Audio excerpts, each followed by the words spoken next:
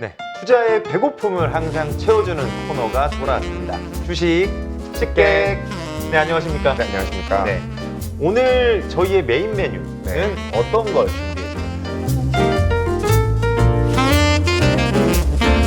제가 2월 달에 미국 기업 탐방을 다녀와서요. 네. 아주 맛있는 요리로 준비했습니다. 맡고 계신 섹터가 글로벌 인터넷 섹터이기 네. 때문에 저희가 소위 알고 있는 이런 빅테크 기업들이 중심이겠네요. 네, 맞습니다. 아마존이나 알파벳이나 그리고 우버, 그리고 게임 업체인 테이크투, 그리고 스냅이라는 SNS까지 다녀왔고요. 네. 오늘 말씀드릴 내용은 탐방 결론이랑 기업별 중요 이슈까지 말씀드리도록 하겠습니다. 이 탐방을 갔을 때 확실히 좀 다른 부분들이 분명히 좀 있죠. 제가 직접 대면에서 만나는 거랑 이게 뭐 전화를 하거나 아니면 컨퍼런스 콜을 듣는 거랑 조금 다른 부분이 있고요. 컨퍼런스 콜은 아무래도 내용이 좀 제한적이긴 합니다. 저희가 뭐 1대1로 질문하는 게 아니기 때문에 네. 제가 질문하고 싶은 걸 모두가 할 수가 있는 게 아니라서 네. 직접 만나서 얘기를 하다 보면 뭐 물론 당연히 공시되어 있는 내용이긴 하지만 그걸 기반으로 좀 더 부가 설명을 해주기 때문에 제가 좀 더 알고 싶었던 것들 좀 더 알 수가 있습니다. 사실 발간된 자료에서도 보면 그래서 Q&A 형태로 이렇게 딱딱딱 네. 나눠 놓으셨더라고요. 네, 저도 맞습니다. 굉장히 궁금한 것들이 거기에 다 들어가 있어서 굉장히 기분이 좋았는데 오늘 뭐 그런 이야기들을 좀 풀어나가 보도록 하겠습니다. 어쨌든 미국에 오랜만에 다녀오셨어요. 사실 저희가 팬데믹 네, 때문에 못 가셨잖아요. 맞습니다. 그 소감은 좀 어떠셨나요? 저희가 마지막으로 간 게 코로나 직전이었어요. 음. 2020년 2월이기 때문에. 정말 직전이었네요. 네. 못 가셨을 수도 있겠어요. 조금 늦어졌으면. 맞습니다. 네. 제가 올 때쯤 확진했기 때문에.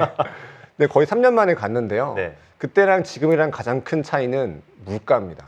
역시 물가가 저도 주변에서 이야기를 들었을 때 생각보다 물가가 미국 네. 내에서 느끼는 체감 물가가 엄청 높다 이런 얘기 들었거든요. 우버를 주로 타는데요. 네. 저도 이제 우버를 좀 타서 그러니까 뭐 뉴욕 JFK 공항에서 맨하탄으로 간다라고 한다면 과거 대비 한 2배 정도까지 오른 것 같아요. 2배요.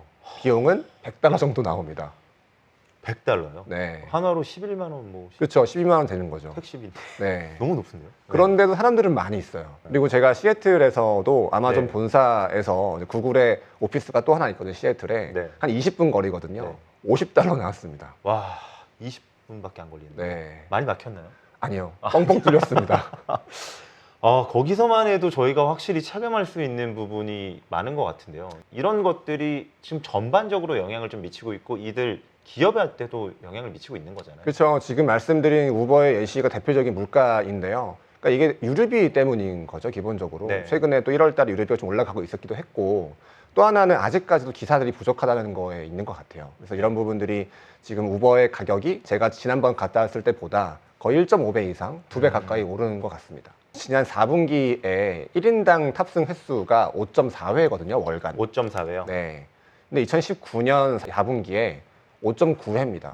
줄었네요. 네. 아직 회복은 되고 있지만 회복이 덜 된 거죠. 그러니까 이런 부분들은 아직 그 높은 물가로 인해서 이 우버라는 플랫폼에 대한 사용 빈도가 낮다라는 걸 우리가 알 수가 있고요. 네. 전반적으로 다 마찬가지입니다. 제가 우버를 말씀드렸지만 소비자들의 수요나 뭐 의류나 가전을 사는 수요나 아니면 클라우드에 대한 기업들의 수요나 전반적으로 다 부진한 게 현재 1분기의 상황인 것 같아요. 방금 우버 얘기해 주셔서 한 가지 질문 드리면 다만 이게 수요는 줄었지만 가격이 증가했잖아요. 네. 예를 들어 조금 전가를 성공했다면 그러니까 약간 트레이드오프가 네, 되는 네, 네. 거 아닌가요? 좀 우버 같은 경우는 이동의 필수적인 수단이다 보니까 네. 비용이 상승한 거에 따라서 수요가 그렇게 감소하지는 않죠. 근데 우버는 말씀하신 것처럼 트레이드오프가 되는데 문제는 이제 다른 기업들, 제가 담당하고 있는 대부분의 인터넷 기업들은 사지 않아도 되는 물건들을 그렇죠. 주로 삽니다. 아마존 같은 경우 대표적이고 의류, 가전, 가구 같은 것들 대표적인 거죠. 그래서 그런 네. 것들은 수요 둔화가 계속 있는 상황입니다. 그러면 저희가 일단 이 매출에 대한 전망은 여전히 조금은 불투명하다라고 봐야 되는 건가요? 근데 단기적으로는 좀 더 어려울 수 있다라고 보고 있고요. 근데 물론 제가 말씀을 드리고 싶은 거는 네. 이미 그런 것들이 주가에 반영이 되어 있는 상황일 수도 있다라고 보고 있습니다. 왜냐하면 작년 4분기죠. 2022년 4분기가 성수기임에도 불구하고 수요가 제일 안 좋았던 시기였어요. 그러니까 숫자로 말씀을 드리면 전분기 대비 성장률이 19%입니다. 네. 근데 2008년 이후로 30% 이하로 간 적은 거의 없습니다. 사실 2008년은 네. 정말 어려웠던 시기잖아요. 그쵸, 글로벌 네. 금융 위기라고도 좀 불렸고 그리고 저는 그때는 이게 가계에 네. 사실 이제 부동산이란 자산의 문제가 생겼던 네네. 케이스이기 때문에 좀 피부로 느껴지는 게 많이 달랐을 거라고 생각이 되거든요. 근데 지금 그 수준이라는 거잖아요. 네, 저희가 지금 느끼지 못하죠. 저희가 뭐 그 정도까지 상황은 아니라고 보는데 실질적으로 온라인 플랫폼에 대한 수요, 매출액은 금융위기 수준까지 와 있다라고 볼 수가 있고요. 네. 저희가 느끼지 못하고 있기 때문에 결국 상반기에 대한 전망도 그렇게 내려가지 않았었습니다. 근데 이번에 4분기 실적이 나오고 1분기 가전스가 나오고 전망이 나오면서 점차적으로 특히 올해 1분기에 대한 전망치 내려가고 있는 상황인 거죠. 일단 말씀해 주신 걸 보면 매출에 대한 기대는 여전히 약간은 보수적인 관점을 가져가야 될 것 같다라는 생각이 드는데 비용 절감. 사실 이제 기업들도 항상 이런 어려운 시기를 겪으면 해결책을 찾으려고 굉장히 노력을 하는데 그 과정에서 비용 절감 쪽에는 굉장히 노력들을 하고 있잖아요. 그렇죠. 예. 그러니까 매출액을 말씀드린 것처럼 좀 더 안 좋아질 가능성이 상반기에 있는데 그거를 상쇄하는 게 비용 절감입니다. 그러니까 이 부분은 2022년과 조금 다른 부분이죠. 네. 2022년은 매출도 안 좋았지만 비용도 안 좋았습니다. 근데 특히 올해 상반기부터는 매출액은 좀 더 안 좋을 수 있지만 비용은 대폭 개선이 된다라는 거죠. 사실 그 부분도 저희가 긍정적으로 봐야 되는 포인트인 거잖아요. 그렇죠. 뭐 주가를 단기적으로 모멘텀 이렇게 끌고 갈 수는 없겠지만 네. 주가의 하방을 막을 수 있는 가능성이 있다라는 거고요. 그러니까 작년에 계속 주가 하락했던 이유는 영업이익률이 계속 내려가면서 네. 기대치가 사라지니까 네. 소위 밸류에이션이 내려갔던 건데 음. 이제 현재는 조금 다른 모습인 것 같습니다. 물론 매출액이 올라야겠지만 그거를 네. 이제 좀 제외하고 본다면 비용의 절감으로 인해서 영업이익이나 순이익이나 특히 EPS의 하락을 막는다라고 볼 수가 있는 부분인 것 같고요. 네. 인적 구조조정이 첫 번째고 두 번째는 오프라인 자산입니다. 오피스나 아니면 오프라인 매장들이죠. 네. 최근에 했던 사실 것처럼. 봤거든요. 그 네. 기사를 봤습니다. 아마존에서 뭐 아마존고였죠. 네. 그거 매장을 뭐 철수하겠다라는 네. 것도 본 거고 본사 투자, 네. 제2의 본사였나 투자를 맞습니다. 좀 중지하겠다 이런 이슈들이 좀 나왔던 것 같아요. 각 기업별로 어떤 형태로 좀 비용 절감을 하고 있는지 그런 얘기들 좀 해주실 수 있을까요? 그러니까 아마존 같은 경우에는 말씀드린 것처럼 첫 번째가 인적 구조조정이고요. 네. 두 번째는 오프라인 매장들을 생각하는 거고요. 음. 세 번째로는 보험비입니다. 보험비요? 네. 그건 어떤 이야기인가요? 아마존이 지난 2, 3년 동안 물류 투자를 많이 하다 보니까 여기에서 발생하는 보험 계산을 이제 다시 해야 된다는 거죠. 그래서 보험비를 더 내야 되니까 그리고 인플레이션 때문에 보험비도 올랐습니다. 그렇죠. 네. 예, 모든 게 오르는 게 인플레이션이잖아요. 네, 그래서 보험비 좀 많이 냈던 거고 이 부분은 일회성이 아니라 아마 올해 매출 원가율을 좀 올리는 부분인 것 같아요. 아마존의 공식 코멘트가 그렇게 되어 있는 상황이고요. 두 번째로 오프라인 매장들 말씀하신 것처럼 또 줄였죠. 네. 아마존 고 매장 줄이다 보니까 이것도 작년 4분기에만 있는 게 아니라 올해 내내 있을 거라 보고 있고요. 다만 인적 구조조정 비용은 이제 끝났죠. 마무리가 됐다. 네. 메타 같은 경우에도 세 가지 정도가 있습니다. 인력 구조조정 비용이 첫 번째고 네. 두 번째는 똑같이 오피스를 줄여야 되고요. 네. 세 번째로는 데이터 센터 상각이 있습니다. 다행히 메타는 아마존과 다르게 여기서 추가적으로 나올 거는 거의 없습니다. 비용이. 오피스는 좀 더 줄일 수 있겠지만 인적 구조조정이랑 데이터 센터 상각은 이미 끝났기 때문에 아마존보다는 좀 더 메타가 유리한 것 같고요. 비용 측면에서 이쪽은 마무리가 돼서 이제 긍정적인 영향을 계속 줄 것이다라는 그렇죠. 거죠. 네. 근데 알파벳 같은 경우도 세 가지 정도가 있는데요. 네. 똑같이 인적 구조조정 있고 다만 아마존과 비교해 보면 혹시 이게 보시면 아마존보다 구조조정 비용이 훨씬 큽니다. 엔지니어를 많이 잘라서 그렇고요. 그러면 비용 효율화라고 얘기하기는 모르겠어요. 네. 왜냐하면 이게 사실 성장과 비용을 어떻게 맞습니다. 보느냐에 따른 차이기 때문에 어쨌든 지금 당장에 보이는 건 비용을 더 많이 줄였다라고 보는 거죠. 그렇죠. 아마존 같은 경우에는 이제 리크루팅하는 분들이나 아니면 이제 해외 사업에서 많이 줄였는데 네. 구글은 미국 내 엔지니어들 고연봉자를 많이 줄여서 어쨌든 구조조정 비용이 많이 들어갔고 또 이제 구글도 오피스를 줄입니다. 그러니까 지난 2, 3년 동안 모든 기업이 오피스를 늘렸기 때문에 많이 줄이고 있고 세 번째로 감가상각 내역 연수를 늘렸죠. 구글 같은 경우에는. 그래서 지금 모든 기업들이 다 뭐 인적 구조조정, 오피스나 오프라인 자산 없애고 뭐 재고 좀 없애는 것들까지도 하고 있다 보니까 비용 절감 효과가 특히 상반기 이후에 많이 두드러지지 않을까라고 보고 있습니다. 지금 이야기하신 내용들을 종합해서 보면 뭐 세 회사가 크게 다르지는 않은 형태로 네. 지금 이제 비용 절감을 하고 있고 어느 정도 소기의 성과들을 보였고 어느 마무리된 부분들도 좀 있는 것 같고요. 네. 비용 절감이 지금 상황에서는 이제 긍정적일 수 있는데 향후에 사실 이제 네. 다시 경기가 개선돼서 이 매출 아까 둔화된 매출이 늘어나는 상황에는 물론 이제 비용 줄어든 거에 그냥 경기가 좋아지면서 매출이 증가할 수도 있지만 어떻게 보면 성장의 포텐셜은 좀 줄었다라고도 볼 수 있을 것 같은데 그 부분에 대해서는 좀 어떻게 평가를 해야 될까요? 일단은 너무 과도했던 것 같고요.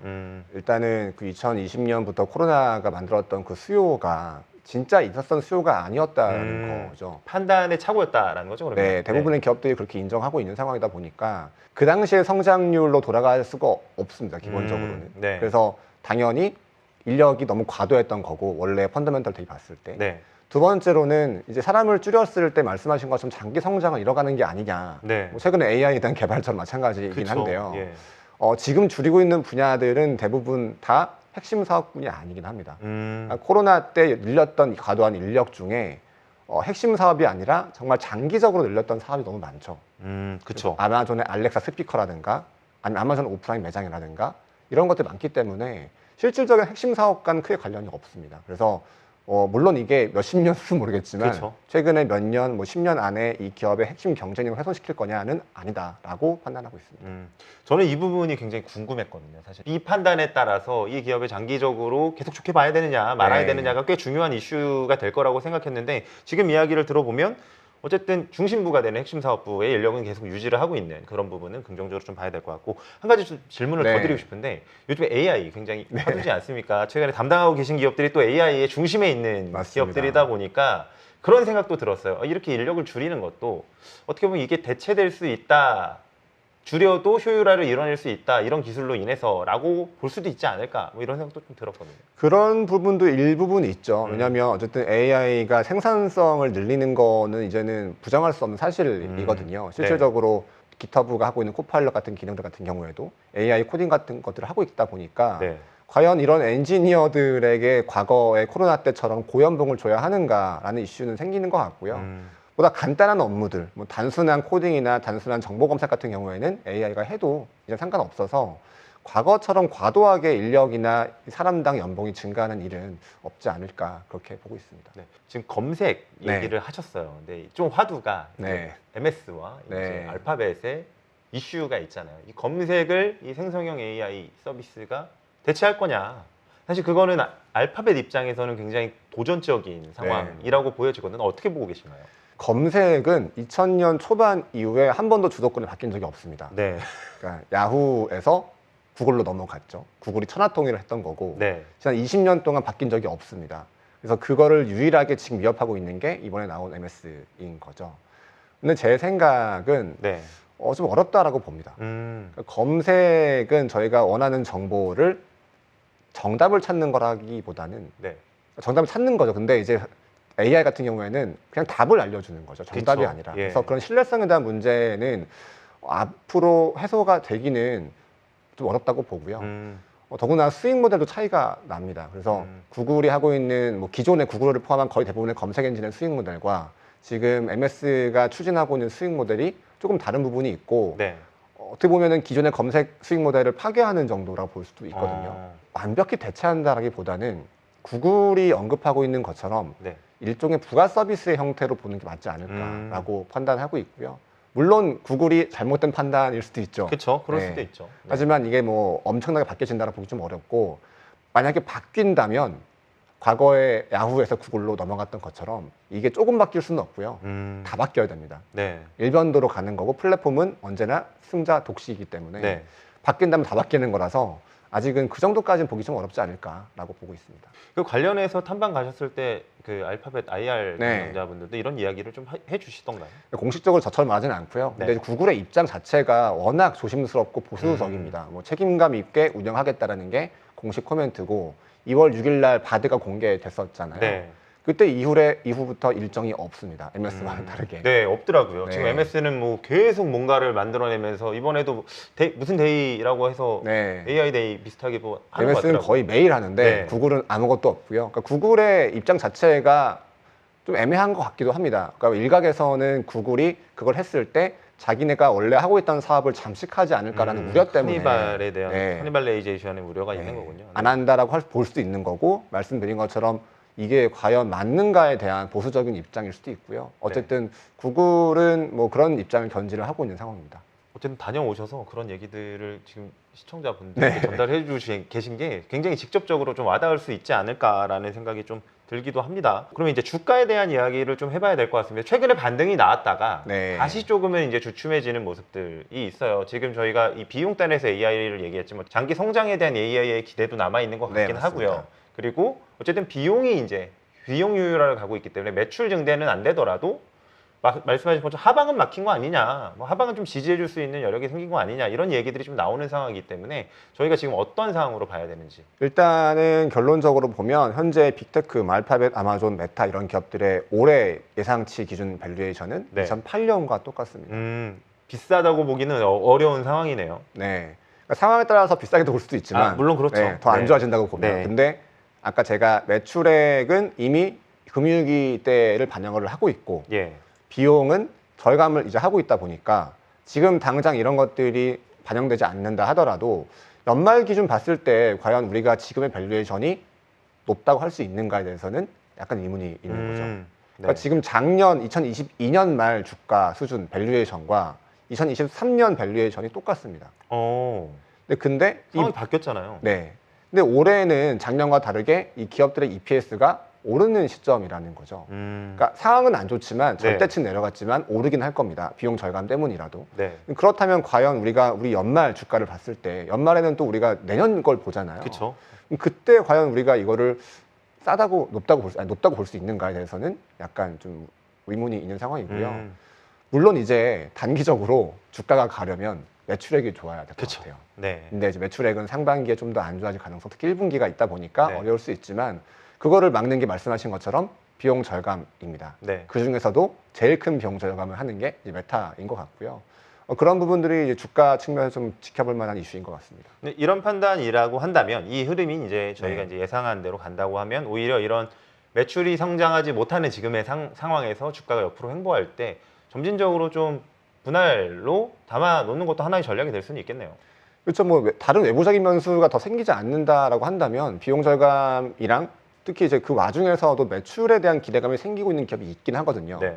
워낙 2022년이 워낙 이슈가 많았습니다. 매크로뿐만 아니라 각 그쵸. 개별 기업 이슈로도 많았기 때문에 그런 것들을 해소하는 기업이 분명 있거든요. 그런 기업들은 말씀하신 것처럼 분할 매수 차원에서는 나쁘지 않다라고 보고 있습니다. 담당하고 계신 기업들이 굉장히 많잖아요. 네. 어떤 기업을 말씀해 주신 건가요? 아, 그래서 제가 뭐 레포트에도 써놨는데요.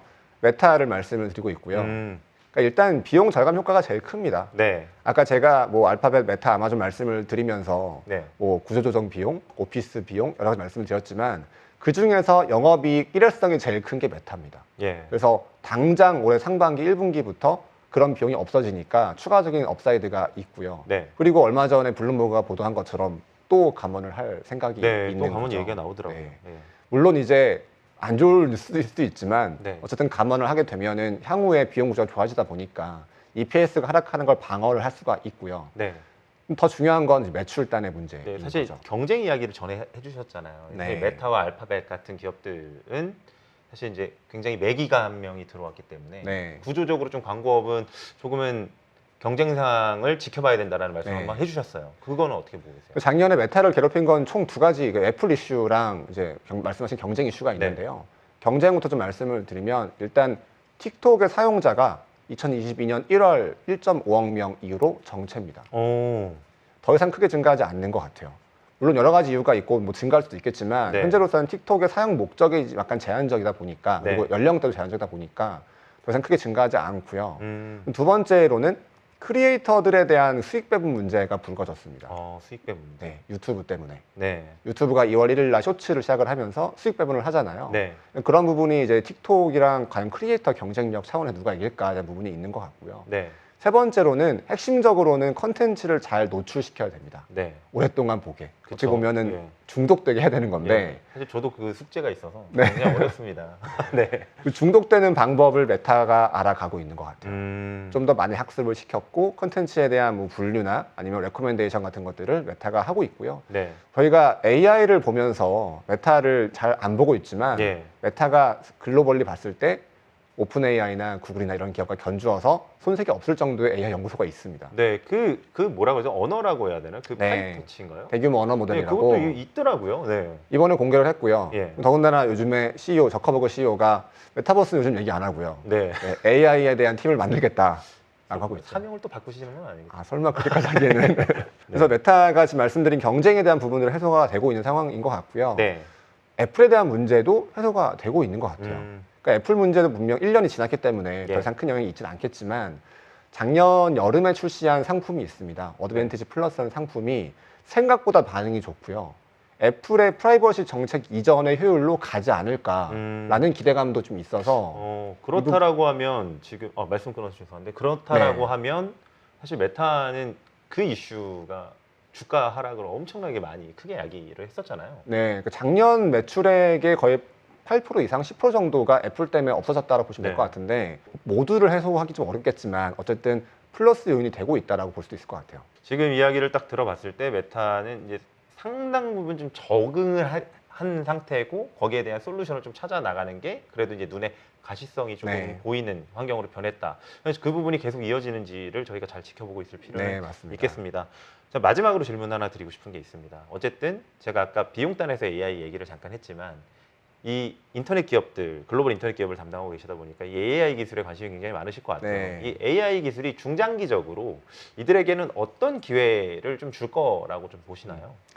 두 가지 측면으로 볼 수가 있는데요. 네. 일단은 이제 그 플랫폼 측면에서 봤을 때 저희가 플랫폼은 사용자의 증가폭은 더 이상 크게 증가하지는 않거든요. 네. 더 중요한 거는 물론 사용자 증가도 물론 있지만 사용자들이 얼마나 많은 빈도로 네. 충성도가 높게 플랫폼을 사용하는가입니다. 예. 그렇게 하려면 저희가 핸드폰이나 PC나 이런 거를 쓰는 것보다 다양한 기기에서 다 접속이 돼야 돼요. 지금 뭐 TV든 스피커든 뭐든 간에 그렇죠. 다 돼야 되는 거고 그렇게 하려면 입력이 잘 돼야 됩니다. 입력과 입력. 출력이. 예, 입력과 출력이요. 입력은 다른 말로 하면 잘 알아듣느냐라는 거죠. 그렇죠. 예. 출력은 사람처럼 말하느냐 아닌 거고 이게 잘 적응이 돼야 되는 건데 네. 이걸 하는 게 다 AI인 거죠. 자연어 처리뿐만 아니라 음성 인식뿐만 네. 아니라 그거를 발화하는 것까지 전반적으로 네. 전부 다 AI가 하는 거고 이거를 글로 써놓은 게 챗봇인 거죠. 예. 그래서 이런 것들을 통해서 전체 플랫폼 시장의 파이를 키워나갈 수가 있고 좀 작게 보면 말씀하신 것처럼 경쟁의 이슈도 생길 수 있다라는 것 같고요. 네. 두 번째는 이제 B2B 소프트웨어입니다. 네. 어쨌든 생산성 향상 도구로서는 실질적으로 가치가 충분히 있는 것 같아요. 네. 이미 저는 개인적으로 많이 느끼고 있습니다. 네.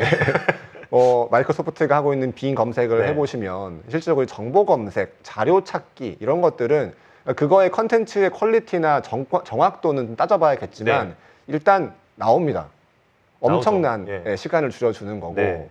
과연 사람이 한 거랑 이게 AI가 한 거랑 비교해 봤을 때 누가 더 잘했을까라는 것도 사람은 트레이닝을 시켜야 되기 때문에 그러니까요. 네. 이게 구분하기가 그렇게 쉽지는 않을 것 같더라고요. 네. 그러니까 이메일을 쓰거나 그래서 빙 보시면 이메일을 논조도 바꿀 수가 있어요. 네. 이번에 마이크로소프트 같은 경우에는 CRM이나 ERP 같은 소프트웨어까지도 하고 있다 보니까 전반적으로 이쪽 분야, B2B 분야에서도 가치가 충분히 있다라고 볼 수 있을 것 같아요. 지금 두 가지의 큰 기회 요인이 어떻게 될지는 저희는 뭐 잘 보고 있으면 되는 거고요. 네. 그 제가 여쭤본 이유는 어쨌든 이게 이제 향후 매출을 좀 자극시켜 줄 수 있는 요인이 되지 않겠냐. 주가의 상승이 있으려면 이제 본질적으로 이제 매출에 네. 대한 자극이 필요하기 때문에 그런 이야기 때문에 한번 말씀을 드려봤고요. 마지막 정리해 주시면서 이 미국 인터넷 기업들에 대한 최종 결론 2023년 네. 말씀해 주시긴 했지만 한번 저는 이제 미국 인터넷 기업들이 작년과는 조금 다를 수 있다라고 보고 있고요. 그래서 네. 제목 자체에도 제가 레포트에 보시면 개선의 해라고 써놨습니다. 예. 그러니까 개선의 해라고 보는 이유는 아까 제가 매출단을 봤을 때 이미 금융위기 수준의 수요 둔화가 발생을 하고 있다. 그리고 이 둔화가 더 아래로 내려가기보다는 네. 뭐 약세일 수 있지만 앞으로는 좀 더 하반기에 특히 기대감을 가질 필요도 일부 있지 않을까라고 네. 보고 있고요. 비용 절감이 작년과 좀 다른 점이다라고 보고 있습니다. 작년엔 비용이 오히려 올라갔지만 올해부터는 비용이 줄어들기 때문에 하방을 막아줄 수가 있다라고 네. 보고 있고요. 마지막 밸류에이션이 제일 중요하죠. 주가는 밸류에이션이기 때문에 네. 이미 2008년 수준까지 와 있다라고 보고 있고요. 이 부분이 올해 연말까지 봤을 때 주가 흐름이 나쁘지 않을 수 있다라고 판단하고 있습니다. 네, 궁금하신 사항 있으시면 저희 댓글로 남겨주시면 저희가 답변해 드리도록 하겠습니다. 오늘 배부르셨나요?